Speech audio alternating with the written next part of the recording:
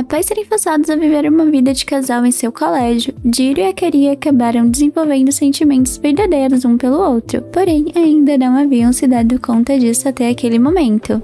Oi gente, aqui é a Yuna. O nome do anime vai estar passando para vocês nesse exato momento aqui na tela e também vai estar na descrição do vídeo caso vocês queiram. O anime começa com uma linda garota em um santuário de orações fazendo sua oferenda. Logo em seguida, uma garota acaba esbarrando nela acidentalmente e descobrimos que o nome delas eram Akari e Shiori. Após isso, temos uma introdução de como funciona o esquema daquela escola, onde tinha uma matéria que eles viviam com uma pessoa do sexo oposto em um pequeno apartamento.